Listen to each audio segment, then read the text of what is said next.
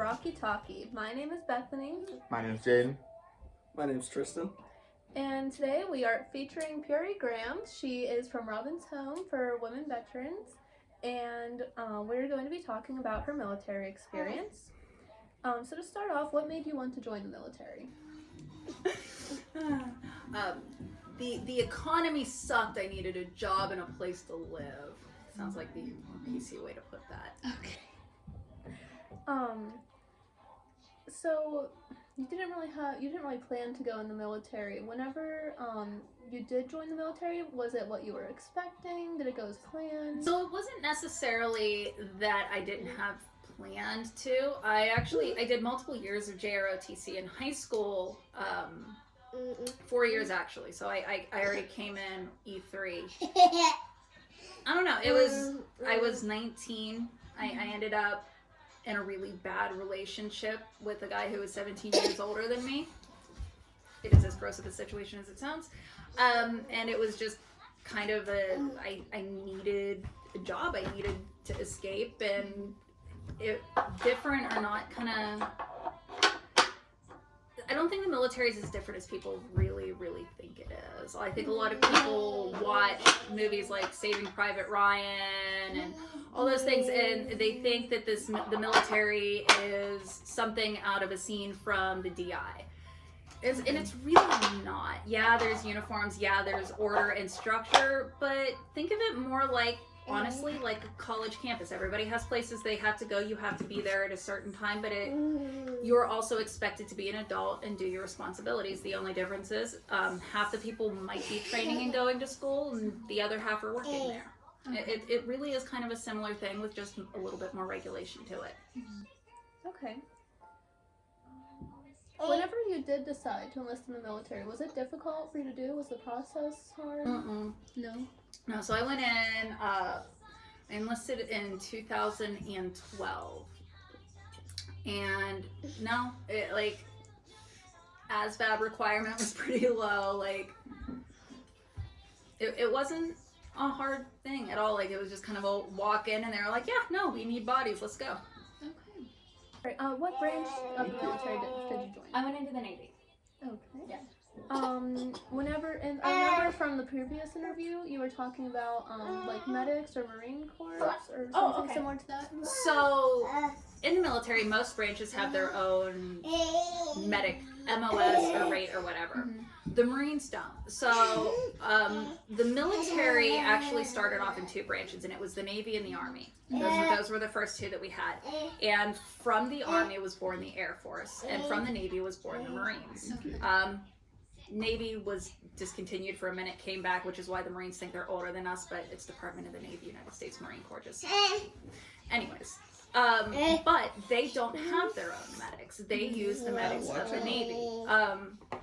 And Navy medics are actually kind of cool because we are a little bit more extensively trained than other branches. Okay. So for example, my rotations were actually done in a cardiac unit and in a burn unit. And while all the other branches do get a little bit of that, we actually have the longest training. So we don't just deploy with the Marines as their medics, but anytime there is a need for like a more specified type of care, dental techs, x-ray techs, things like that, more often than not, it's actually the Navy corpsmen that do it because we actually specialize. I didn't. I was just a general provider. How were you, like, treated in the military? Were you, like, treated, like, good? Were you treated, like, poorly?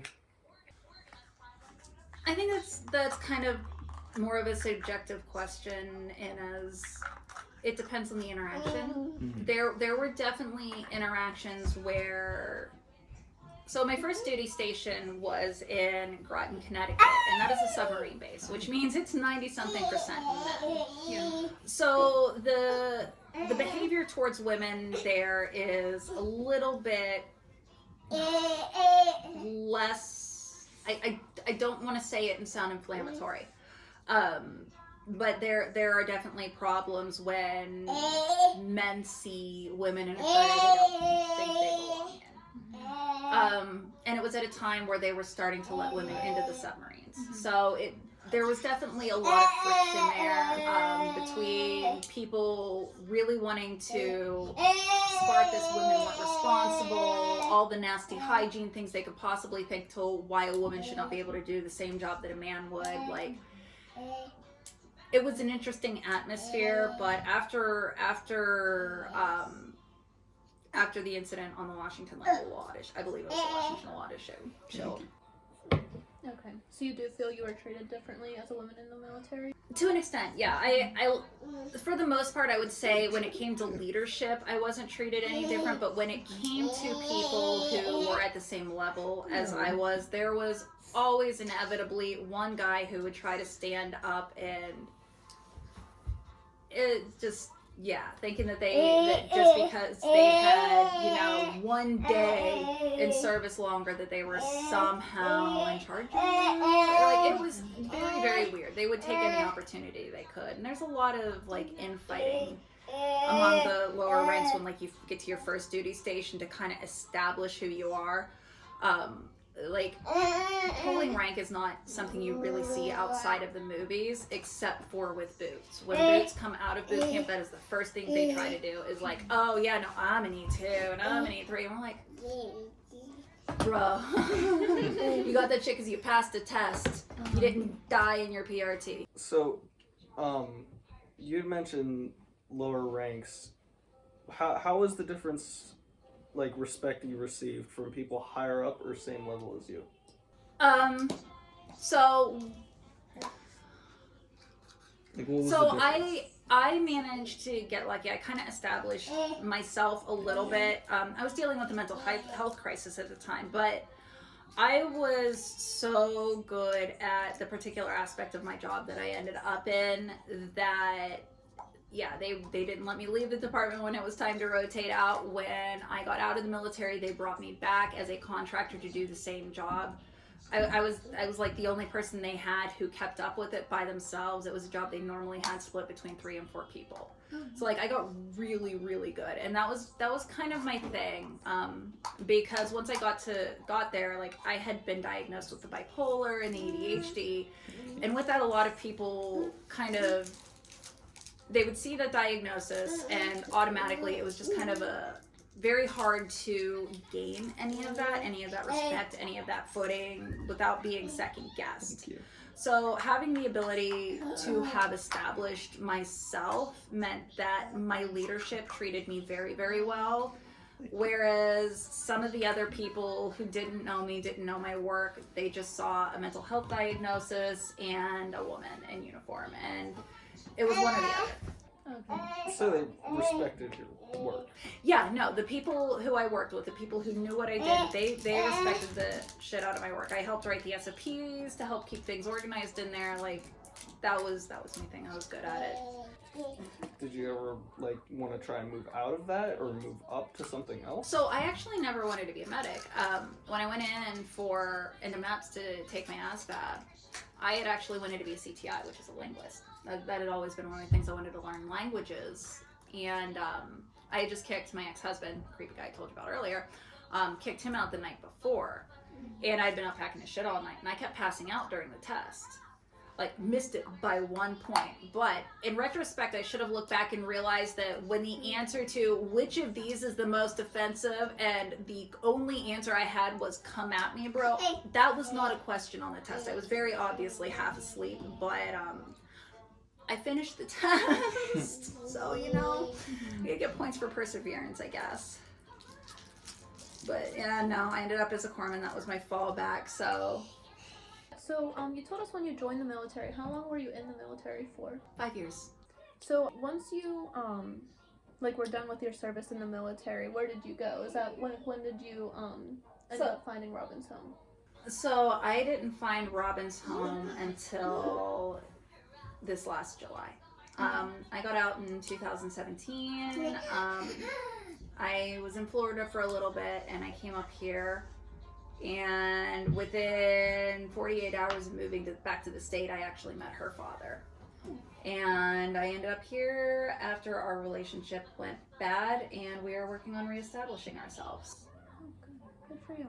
So, how has like now like your life been like affected from the military? Like, is your life like better? Like, do you have more friends, or do you think it's more like a negative impact now? Okay. Like I actually answered this for somebody the other day. So I grew up in the area. And if you've been in this area for a very long time, you know that this area can be an echo chamber. I left this town with a lot of really weird fucking ideas. Really did. I mean, I grew up 2 streets down. Like, my parents still live there. So this is the area I left from. And because of that, I saw a lot of shit that I didn't understand about myself. I didn't understand about what I had grown up with. And it was the military that broke that for me. And it is the reason that I'm doing and able to do a lot of what I do today, because I would not be the person I am today. Whether the military was positive or negative as a whole, that's kind of a harder question to answer.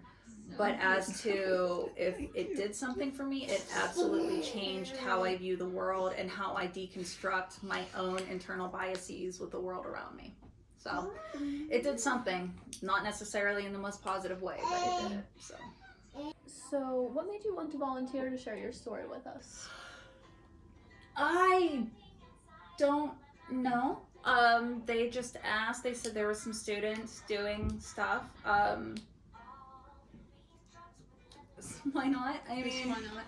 I actually, there's a middle school right across the street from you guys, over at the SRU. Yeah. I actually went to school there. They, in 2001, actually, I'm good. Right Thank you. either right before or right after shit hit the fan, there was actually a groundbreaking ceremony as they built the new stuff. If you actually go back in the article, you will see my picture in that, because I was one of the students doing the groundbreaking as they expanded that school. I even went to the elementary school down the road, so like literally been in this area my whole life. We moved out a couple times, came back within 2 years.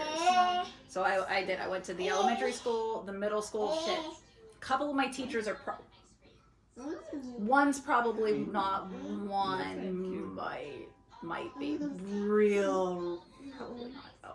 Thank you. Anyways. Okay. See that. So how do you feel about having your story shared? Like, if people watch this video?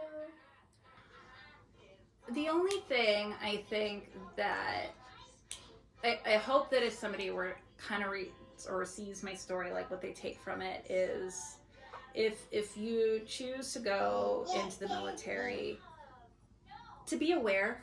There are things about it that can be very positive for your life, and there can be things about it that are very negative and very predatory.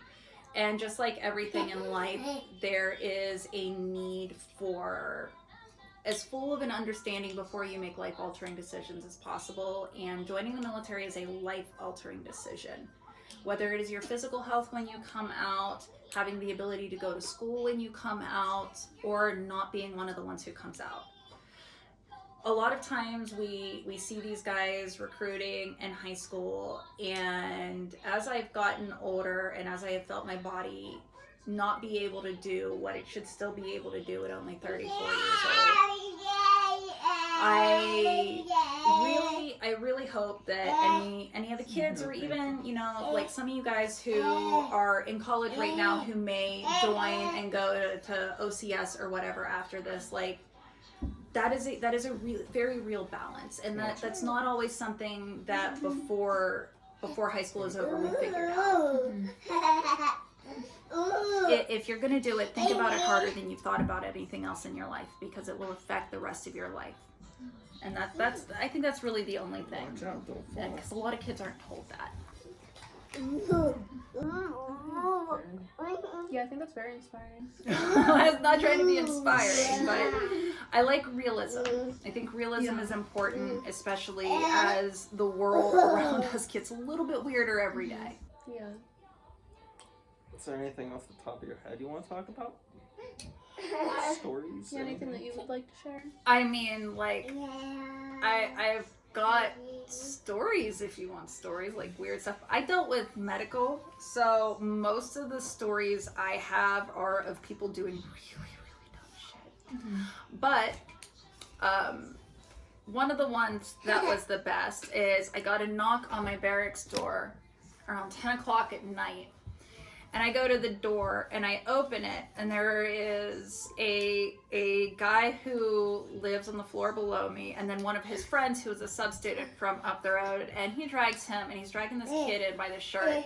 He's having him in my barracks kitchen. He's like, you need to tell her what you did, because you need to go to the hospital and you're not listening. I was like, so this kid decided that he was going to crack open a glow stick and drink it because he thought it would make his pee glow in the dark.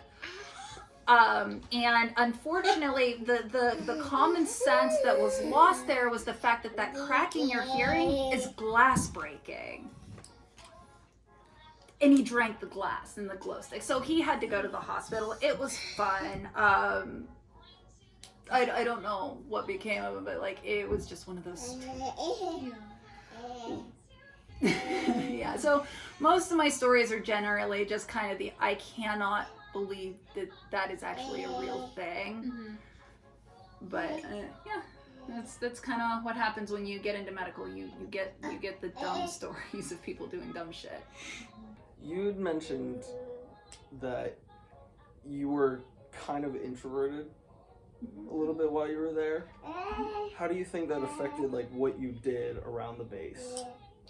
Did you avoid stuff or? No, I was a borderline alcoholic.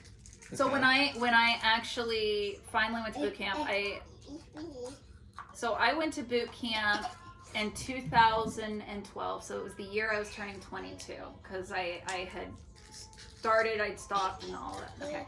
So 22, I was already of legal drinking age when I went through. I was one of the older people, which means the second I got out of boot camp, shit-faced 24/7. That's how I socialized. So I didn't know until here within probably the last year that I was actually autistic, and I could never figure out why I was always getting yelled at for answering questions, because apparently when people ask questions, they don't want the actual answer, they want the answer that's in their head, and I still haven't figured out the read the mind button, right? And I could never figure that out. And as I got older, like, it makes sense now, but I was not people-y. I'm still really not people-y. I've just learned to better emotionally regulate a little bit, buy myself some time.